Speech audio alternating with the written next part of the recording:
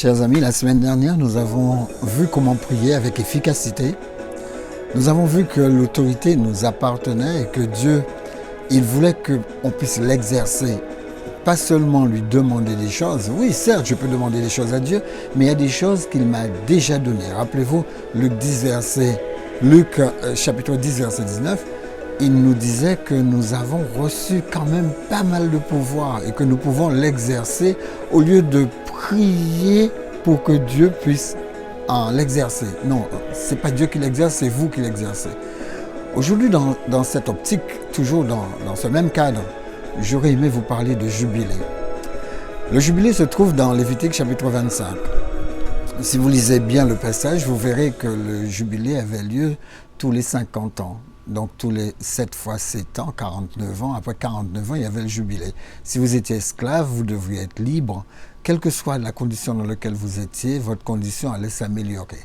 Donc, il faudrait qu'on puisse regarder le texte sous cette perspective et savoir que Dieu veut quelque chose pour nous. Dieu veut notre jubilé. Dieu ne souhaite pas qu'on puisse vivre bas de gamme, mais il voulait qu'on puisse le représenter. Les amis, essayez de vous imaginer que vous représentez Dieu. Vous n'êtes pas là pour représenter Dieu de la pire des manières, vous êtes là pour représenter Dieu et donner de la valeur à son nom, puisque quand vous représentez Dieu, c'est son nom que vous représentez. Vous savez, nous sommes enfants de Dieu, il y a toujours son nom quelque part avec nous. Rappelez-vous l'histoire de Jonas. Jonas, Dieu lui a dit d'aller faire une mission, d'aller accomplir une mission. Jonas chapitre 1, lisez-le, vous verrez. Et Jonas, il est parti dans sa direction, il n'est pas parti dans la direction de Dieu. Dieu lui dit, va à tel endroit, et il fait le contraire. Et c'est vrai qu'il va connaître beaucoup de turpitudes. Alors la question que je me pose par rapport aux gens qui croient en Dieu, quand vous prenez une direction, où vous mènent vos désirs? Posez-vous la question, où me mène ce que je suis en train de choisir? Alors, vous savez, chaque fois que vous faites un choix, il y a des conséquences. Il y a des gens qui font des choix émotionnels. Alors, où vous conduisent vos émotions, les amis? Posez-vous la question, en regardant l'histoire de Jonas, où Jonas a-t-il été avec ses émotions? Ah ouais, je connais Dieu, il va toujours pardonner à ce peuple, dit-il, et puis il a tourné le dos, il a été faire autre chose. Quand vous prenez une décision, où est-ce que vous allez? Quelle direction prenez-vous? Est-ce que vous prenez la bonne sortie? Est-ce que vous êtes toujours dans le projet de Dieu? Quand vous avez des habitudes, est-ce que vous remarquez vos habitudes? Est-ce que vous prenez le temps de quantifier vos habitudes, de voir quelle est la qualité de vos habitudes? Combien de fois est-ce que je répète ce même geste? Combien de fois est-ce que je répète ça? Combien de fois ça me fait perdre mon temps? Quand vous prenez votre téléphone et que vous scrollez comme ça toute la journée, où est le silence dans lequel Dieu doit entrer? Parce que Dieu n'est pas dans le désordre. Rappelez-vous, quand il s'est présenté à Moïse, il n'est pas dans le désordre, il est dans le murmure, il est là où on fait silence. C'est là où se trouve Dieu. Si dans votre vie vous ne faites jamais silence, vous êtes toujours en train d'occuper le silence, soit par l'ordinateur, soit par le téléphone, soit par un coup de fil. Quand vous êtes toujours en train de vous empêcher d'être dans le silence, comment vous voulez que Dieu vous contacte avec vous? Les gens qui sont silencieux ont plus de communication avec Dieu. Parce que la prière, c'est pas seulement parler à Dieu. La prière, c'est écouter ce que Dieu dit. Et Dieu parle dans le silence. Dieu parle quand vous vous taisez. Dieu parle quand vous faites silence. Si votre cerveau est toujours en émoi, vous remplissez votre cerveau d'un tas de trucs et après, à peine, vous arrêtez ce que vous êtes en train de faire. Votre cerveau continue à l'utiliser. Si vous faites ça, vous allez avoir des problèmes. Vous allez avoir des problèmes de connexion avec Dieu. Et vous allez dire, ouais, mais Dieu parle aux autres, il ne me parle pas. Non, Dieu se bat pour pouvoir vous parler. Toute sa vie, toute votre vie en tout cas, il se bat pour vous parler. Alors, vous devriez savoir que les habitudes que vous prenez, eh bien, vous avez les résultats de ces habitudes aussi. C'est aussi simple que ça. Les amis, nous on l'a vu avec Jonas. Posez-vous la question, est-ce que vous êtes dans la bonne direction? Est-ce que la direction que vous prenez n'est pas une direction hors de la présence de Dieu? Lui, il courait. Parce que hors de la présence de Dieu, vous allez rencontrer beaucoup d'orages. Les gens qui me parlent d'épreuves, qui me parlent de difficultés, vous rencontrez ces difficultés quand vous êtes hors de la présence de Dieu. Parce que Dieu l'a dit dans 1 Corinthiens 10, 13, il a dit qu'il est venu vous soutenir, il va vous aider, il va vous soutenir, il va vous supporter dans vos difficultés et il vous donnera le moyen d'en sortir. Il vous donnera le moyen d'en sortir. Il dit aucune de ces difficultés auxquelles vous êtes confrontés sur cette terre n'est pas céleste mais terrestre. Ce sont des choses humaines. Vous avez des difficultés humaines, vous avez des difficultés que les autres êtres humains ont. Et ce que Dieu veut, c'est que vous puissiez vous entraîner à sauter ces obstacles, à dépasser ces difficultés. Parce que si vous ne vous entraînez pas, vous allez toujours trouver que ces difficultés sont difficiles à passer. Mais une fois que vous êtes entraîné, les difficultés, vous allez aborder ça avec le sourire. Les amis, c'est comme ça, il n'y a pas d'autre possibilité. Moi, je pourrais vous dire en plein de choses, comme les rêveurs vous disent, mais je ne rêve pas, je suis sur Terre, et je suis heureuse d'être sur Terre, et je suis toujours joyeux, quel que soit l'endroit où je suis, parce que simplement, c'est une attitude que la Bible préconise pour ses enfants. Comment s'en sortir? Les amis, soyez toujours joyeux. Comment s'en sortir? Priez sans cesse. Lisez 1 Corinthiens 5, versets 16 et 17, et vous verrez. Les amis, deuxième point. Si vous quittez la présence de Dieu, cela ne vous affecte pas seulement, cela affecte aussi les gens qui sont autour de vous. Quand un mari a l'habitude de fonctionner selon la présence de Dieu et qu'un jour il commence à fonctionner comme si Dieu n'existait pas, ça affecte toute sa famille. Et c'est lui qui est responsable de sa famille, pas quelqu'un d'autre. C'est lui. Donc, son attitude, il doit faire attention à son attitude. Son attitude doit toujours être une attitude que les autres peuvent copier, que ses enfants peuvent copier, que même son conjoint peut copier. Il a dit, voilà, j'ai un homme stable, j'ai un homme qui est conséquent, j'ai un homme, quand il donne sa parole, c'est pas un mensonge. Voilà. Si vous avez des qualités qui viennent de la Bible, eh bien, les gens vous aimeront toujours. Il n'y a aucun problème à ça. Troisièmement, les autres nous rappellent toujours à la réalité de notre Dieu. Rappelez-vous Jonas. Quand Jonas a été pris dans la barque, on lui a dit, mais tu vas où là? Tu fais quoi? Alors, qu'est-ce que Jonas a fait? Jonas a commencé à dire exactement ce qui s'est passé. Oui, je suis en train de fuir. Si vous voulez que l'orage s'arrête, jetez-moi à l'autre bord. Les amis, quand vous traversez l'orage sans Dieu, vous affectez la vie des autres qui sont autour de vous. Essayez de l'avoir de votre côté quand vous traversez les difficultés. Quatrièmement, quand vous quittez la présence de Dieu, vous avez votre propre sentence. C'est la réalité de la vie. Vous avez votre propre sentence. Il n'y a aucune décision que vous prenez qui n'emmène pas de résultat. La Bible est formelle. Il dit, Galates 6, 7, il dit que ne vous y trompez pas. Ce qu'un homme aura semé, il le moissonnera aussi. Vous allez moissonner. Et moi, je dis aux gens, écoutez, ayez les attitudes positives. Parce que, vous savez, même dans le médical, moi qui suis dans la naturopathie, je constate quand même que les gens sont la conséquence de ce qu'ils consomment, leurs habitudes alimentaires. Vous voyez bien. Vous prenez l'habitude de manger ça. Vos intestins finissent par vous empêcher de vivre. Je l'ai bien dit. Selon votre alimentation, vos intestins vous empêchent de vivre. Toujours des douleurs, toujours quelque chose qui ne va pas, toujours une table d'opération, toujours une coloscopie, il y a toujours quelque chose qui ne va pas. Votre fourchette, ce qui ne va pas, c'est votre fourchette. Prenez de bonnes habitudes. Restez dans la présence de Dieu. Dieu a donné une liste d'aliments qu'on ne peut pas manger. Et moi, quand je regarde sur Internet, je regarde, je vois les gens en train de manger du chameau, en train de manger du lapin, en train de manger... Je les vois en train de faire ça. Je les vois. Et même, Dieu a donné quoi? Regardez l'histoire de Daniel. Copiez l'histoire de Daniel. Si vous voulez être fort en santé, copiez l'histoire de Daniel. Daniel refusait de manger les viandes que lui proposait le roi. Il refusait de boire du vin. Vous savez, il faut absolument que vous preniez l'habitude d'avoir des habitudes de santé. Mais c'est pareil pour votre cerveau. Prenez des habitudes de santé, je veux dire morale. Prenez des habitudes de santé physiologique. Prenez des habitudes de santé spirituelle. Il y a des gens qui ont une mauvaise spiritualité. Ils ont une mauvaise spiritualité. Ils mélangent Dieu et Satan. Ils mélangent tout. Un jour, ils vont voir Dieu. Quand ils n'ont pas le résultat escompté, ils courent voir de l'autre côté ce qui se passe.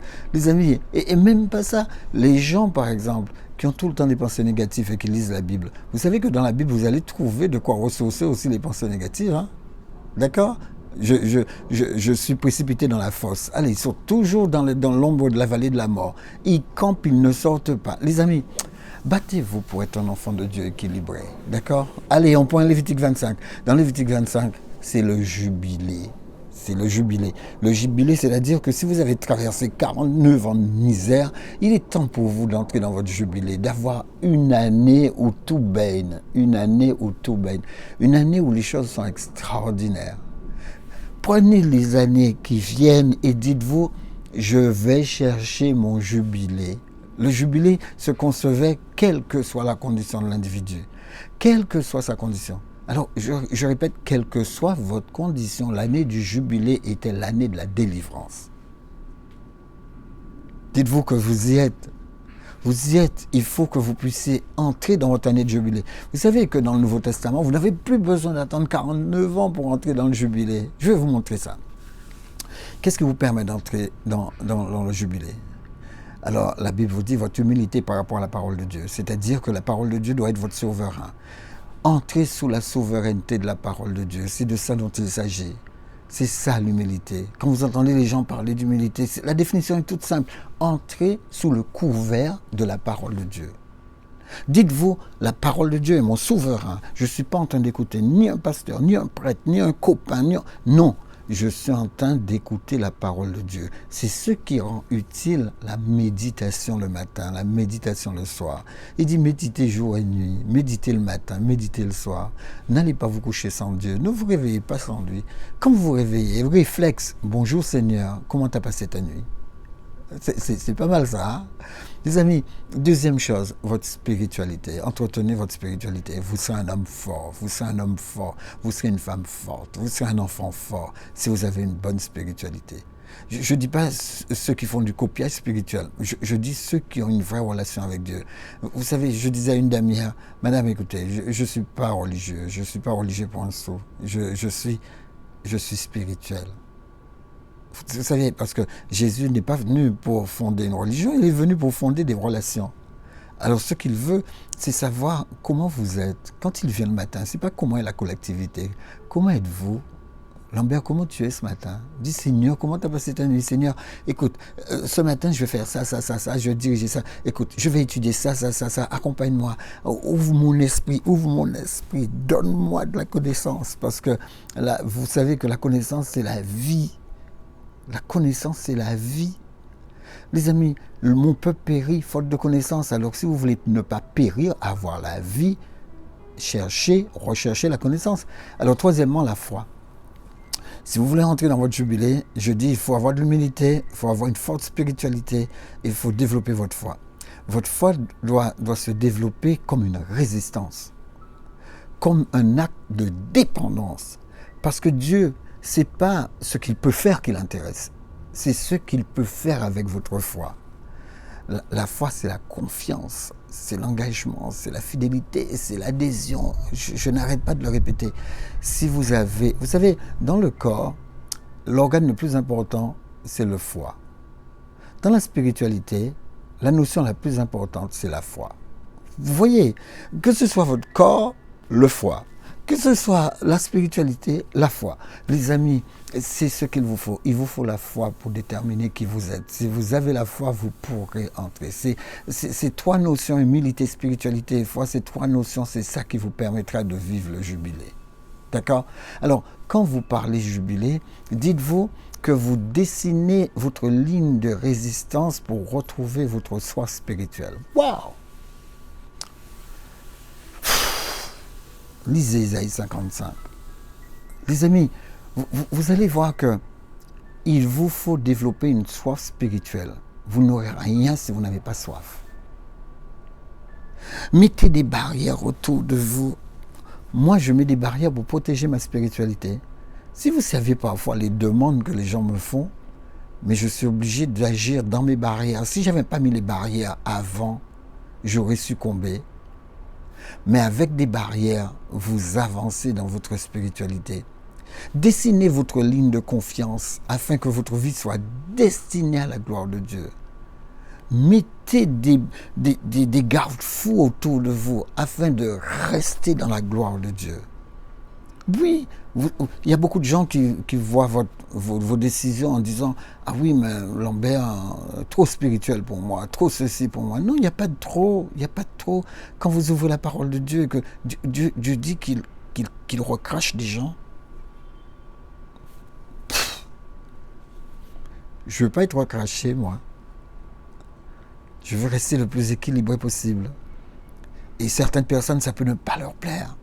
Mais c'est vrai que je dessine ma ligne de confiance afin que ma vie soit destinée à la gloire de Dieu. Les amis, si vous arrivez à faire ces déclarations, faites-les, prenez le temps de les faire, réfléchissez à ce que vous faites comme déclaration, dessinez votre ligne de dépendance afin que rien ne vous éloigne de Dieu. Je dois dépendre de Dieu. Premièrement, je dois résister pour retrouver ma foi spirituelle. Deuxièmement, je dois être dépendant afin de ne pas m'éloigner de Dieu. Troisièmement, je dois faire confiance à Dieu afin que ma vie soit destinée à sa gloire. Les amis, reprenez ces 3 points, mettez cela dans votre prière, prenez des décisions. Et je vais vous dire quelque chose. Quand vous prenez le jubilé de Lévitique 25, vous avez vu, c'était déjà extraordinaire pour l'époque. Mais vous savez qu'il y a mieux que le jubilé ? Ésaïe 61, verset 1. Regardez, le texte que Jésus lit dans la synagogue, il va lire Ésaïe 61, verset 1. L'Esprit du Seigneur est sur moi, car l'Éternel m'a oint, l'Éternel a porté l'onction sur moi, afin que je puisse porter de bonnes nouvelles. À qui ? Aux pauvres. Il m'a envoyé pour guérir ceux qui ont le cœur brisé, pour proclamer aux captifs la liberté et aux prisonniers la délivrance. Vous avez vu la délivrance ? Jésus dit, vous n'avez pas besoin d'attendre 49 ans pour rentrer dans ma délivrance. Il dit, vous pouvez rentrer dans ma délivrance tout de suite parce que le jubilé commence par l'acceptation du Christ dans votre cœur. Waouh !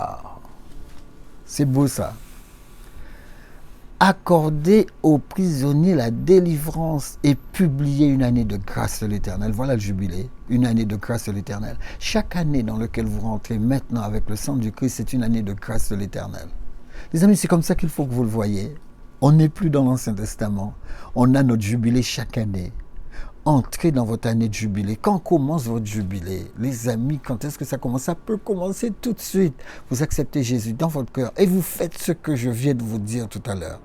Les amis, je pourrais vous décortiquer le texte. Allez-y, on y va pour décortiquer le texte. L'Esprit du Seigneur est sur moi, car l'Éternel m'a oint. Ça signifie que l'Éternel, Dieu le Père, Yahvé, il a qualifié Jésus, qui est le Yahvé en face duquel nous sommes, pour porter de bonnes nouvelles. C'est-à-dire pour aller voir les gens, leur prêcher. Il dit, je suis là pour porter des bonnes nouvelles aux pauvres. Le pauvre, c'est celui qui est malheureux, affligé, opprimé. Jésus dit, qu'est-ce qu'il faut aux pauvres? Est-ce qu'il faut faire l'aumône aux pauvres dans ce passage-là? Jésus dit, non, je ne suis pas venu faire l'aumône aux pauvres. Je suis venu leur apporter la bonne nouvelle. Les amis, qu'est-ce que la bonne nouvelle? Vous savez, tout le monde sait que l'évangile, c'est la bonne nouvelle. La bonne nouvelle, c'est quoi le qualificatif de la bonne nouvelle? Matthieu 6, verset 33.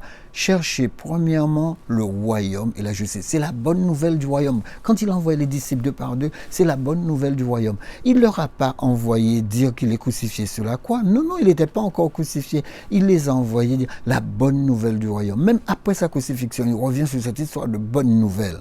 Quand il donne toutes ces paraboles, regardez-les, c'est toujours la bonne nouvelle du royaume. La bonne nouvelle du royaume. Toujours la bonne nouvelle du royaume. La bonne nouvelle, c'est la bonne nouvelle du royaume. Beaucoup de gens ne savent pas ce que c'est.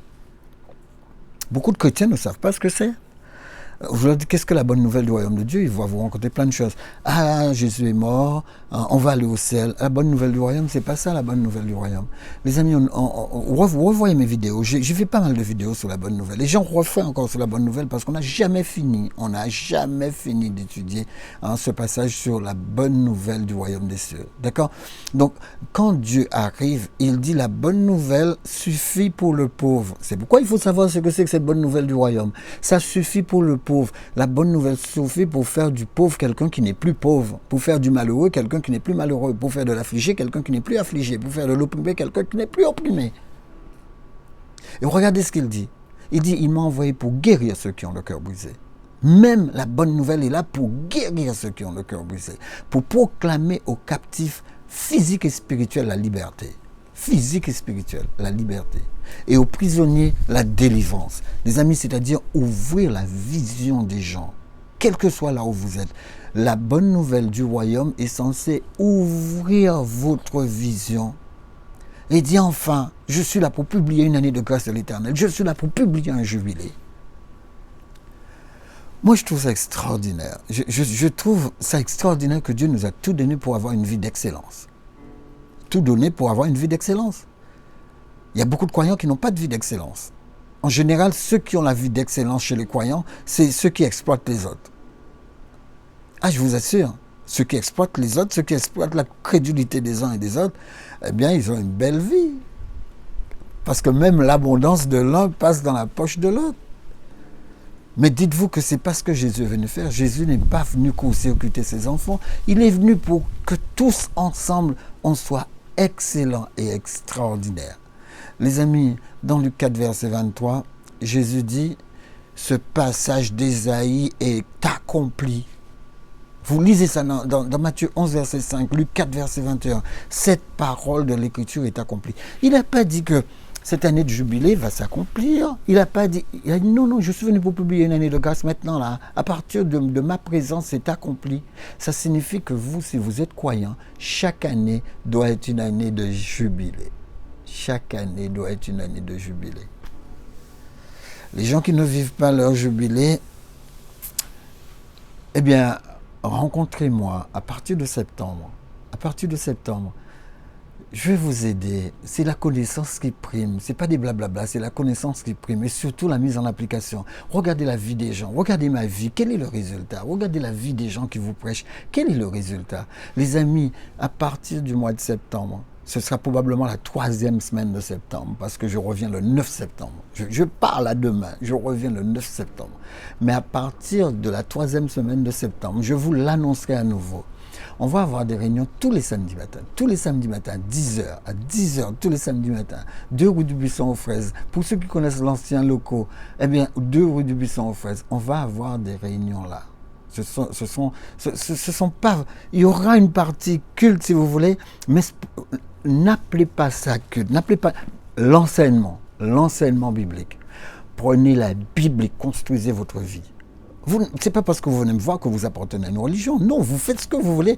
La seule chose que je veux, c'est que vous ayez la connaissance. Et quel que soit l'endroit où vous êtes, que vous puissiez construire. Vous êtes dans une religion, mais venez, prenez cette connaissance et construisez. Moi, je ne veux pas que les gens s'agglutinent autour de moi et puis disent non, c'est là. Non. Prenez cette connaissance et faites-en quelque chose. Faites-en quelque chose d'abord pour vous, parce que vous ne pouvez pas aller parler aux autres si votre vie n'a pas changé. Moi, c'est pareil. Je vois des personnes qui me disent qu'ils n'ont pas pu développer leur vie financière. Je leur dis, mais comment c'est possible? Tu as la Bible. Comment tu n'as pas pu? Il y a tous les éléments qu'il faut dans la Bible pour développer ta vie financière, pour développer ta vie spirituelle, pour développer ta santé physique. D'accord? Quand il dit que Dieu a mis les plantes là pour la guérison des nations, les amis, pourquoi est-ce que le chrétien se laisse entrer dans la maladie? Écoutez bien ce que j'ai dit. Se laisse entrer dans la maladie. On rentre dans la maladie la plupart du temps. 90%, 95% peut-être. On rentre dans la maladie par ignorance. D'accord? Alors, les amis, battez-vous. L'heure passe vite, j'accélère. Nous n'avons plus à attendre 49 ans pour vivre une année de délivrance. Nous pouvons le vivre maintenant. Notre jubilé, c'est maintenant. Vous n'avez pas seulement ceux pour lesquels vous avez travaillé, mais même ce qui vous a été volé. Zacharie 9, verset 12, on dit Dieu vous le rendra. Dans Joël 2, verset 25, on nous dit que Dieu remplacera vos années perdues. Toutes les années que vous avez perdues là, à essayer de courir après Dieu, toutes ces années perdues, Dieu dit qu'il peut vous les remplacer. Les amis, vous aurez aussi la bénédiction venant de vos prières et des prières de vos parents. Vous aurez cette bénédiction. Moi, j'avais une maman qui priait tout le temps pour moi. Moi, je suis resté accroché à la bénédiction qui sortait de ses lèvres. Pour certains, c'est un travail que Dieu vous a préparé, qui vous amènera à la paix dans l'abondance. Les amis, élargissez-vous. Rappelez-vous ce passage de 2 Corinthiens 6, verset 13. Élargissez-vous. Pour d'autres, c'est un bébé qui sera dans vos bras. Pour d'autres, c'est un époux. C'est une épouse qui va arriver pour vous rendre la vie plus facile, plus agréable. Pour d'autres, c'est une maison que Dieu va vous permettre, auquel Dieu va vous permettre d'accéder. Pour certains, c'est un examen qui va vous permettre de conquérir. Les amis, pour d'autres, c'est simplement la liberté par rapport à vos dettes. C'est ce que Jésus dit dans le passage. Tout ça vous concerne, tout ça ne concerne pas Jésus, tout ça vous concerne. Et si vous n'accédez pas à ça, ne donnez pas d'excuses. Moi, je connais des chrétiens qui disent « Ah oui, mais j'ai prié le Seigneur, il ne m'a pas donné ça parce que probablement il sait que ce n'est pas bon pour moi. » Mais comment est-ce qu'il peut annoncer que c'est ce que tu vas avoir et quand tu pries, il ne te le donne pas? Mais tu as un problème ou quoi? Non. C'est pas parce que tu sais pas comment faire que tu dois commencer à chercher des excuses pour le non-accomplissement d'une chose. L'apôtre Paul dit que c'est en Jésus qu'est le oui, c'est en Jésus qu'est le oui. Les amis, relisez tous ces passages et vous verrez que le oui se trouve en Christ. Les promesses de Dieu, c'est oui, c'est pas non. Qu'est-ce qui se passe en chemin? Comment est-ce qu'on vous a donné la connaissance? Comment est-ce que vous utilisez la connaissance? Les amis, utilisez la connaissance pour votre vie, pour votre bien-être. Le jubilé commence par notre bouche, par ce qui sort de notre bouche. C'est dans votre bouche que vous devriez commencer par mettre les choses, parce que vous êtes à l'image de Dieu. Ce que vous dites arrive. Même quand vous lisez Job 3, verset 25, il dit « Ce que je crains, c'est ce qui m'arrive. Mais ce que je déclare aussi, c'est ce qui m'arrive. » Il dit « Ce que je redoute, c'est ce qui m'atteint. » Les amis, mais ce dont je suis certain aussi m'atteint. Ne courez pas après le négatif. S'il vous dit le négatif, c'est pour ne pas tomber dans le piège. C'est la correction qui vous permet de pouvoir rester stable dans la vérité. Et ce n'est pas du blablabla. Moi, je connais des gens, ils sont forts en blablabla. Vous leur posez une question, ils vous font... Quand ils ont fini de vous saouler, vous n'avez rien compris. Je recherche les définitions des mots. Regardez les mots en hébreu, regardez les mots en grec. Les amis, on a tous les outils. Vous avez un téléphone portable. Au lieu de scroller, prenez une Bible avec des concordances et puis travaillez. Vous savez, la parole de Dieu, c'est la vie. La parole de Dieu, c'est la vie. Les amis, dans Somme 2, verset 8, il dit « Demande-moi et je te donnerai les nations pour héritage. » Dieu peut vous donner... Vous imaginez que Dieu peut vous donner une nation pour héritage? Moi, quand je regarde ça, je secoue la tête, je me dis « Waouh, Seigneur, c'est trop pour moi, c'est trop pour moi. » Écoute, aide-moi à continuer à planer dans ton amour, parce que ton amour est tellement grand. Tu dis que l'amour, c'est donné. L'amour, c'est donné. Dieu a tant aimé le monde qu'il a donné. Il a donné. L'amour, c'est donné. Les gens qui ne donnent pas n'ont pas cet amour dont Jésus parle. Les amis, l'amour de Dieu n'est pas un amour radin. Parce que les choses ne vous appartiennent pas, les choses appartiennent à Dieu. Les amis, devenez comme Dieu voudrait que vous soyez. Dieu travaille avec la foi et l'espérance. Alors espérez et ensuite avec votre bouche déclarez selon la promesse de Dieu. Quand vous déclarez votre espérance, vous l'aurez. Espérez, déclarez votre espérance avec foi et vous l'aurez. Vous le verrez s'accomplir. Remerciez Dieu tout de suite quand vous avez fini de prier. Remerciez Dieu de ce que vous l'avez déjà. Vous ne l'avez pas encore vu, c'est ça la foi, mais vous l'avez déjà. Vous ne l'avez pas encore vu, mais vous l'avez déjà. C'est comme ça. Je n'ai pas encore vu mon jubilé, il n'a même pas encore commencé, mais il existe déjà. D'accord? Il existe déjà. Vous aurez les fouilles après, mais il existe déjà. Lévitique 25, verset 10, dit que l'année de jubilé était une année de fête. Essayez de vous imaginer que chaque année soit pour vous une année de fête. Donc, prenez des instruments, écoutez de la musique, dit l'apôtre Paul, des hymnes, des cantiques, joignez-y votre voix, louez le Seigneur pour cette année dans laquelle vous entrez. Et c'est dans votre jubilé que vous rentrez. Marchez chaque jour pour atteindre votre destinée. Atteignez votre année de jubilé. Ne laissez pas les jours passer en étant maussade, en étant triste. Non.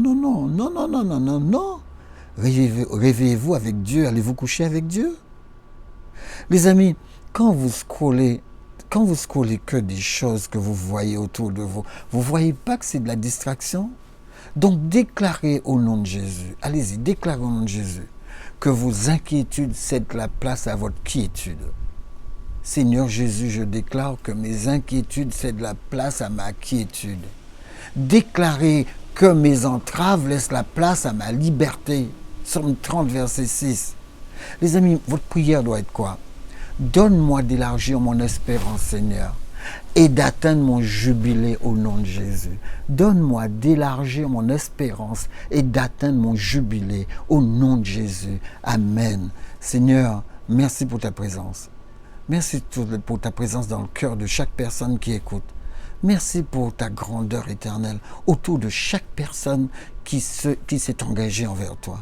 Éternel, que tu daignes les aider à acquérir la connaissance afin d'atteindre leur année de jubilé. Au nom de Jésus, pour ta gloire. Amen. Que Dieu vous bénisse, que Dieu vous garde. On se retrouve la semaine prochaine. La semaine prochaine, je serai directement aux Antilles pour ceux qui regardent. Sachez, je serai là pour 3 semaines, pratiquement 3 semaines. Je reviens le 9 septembre.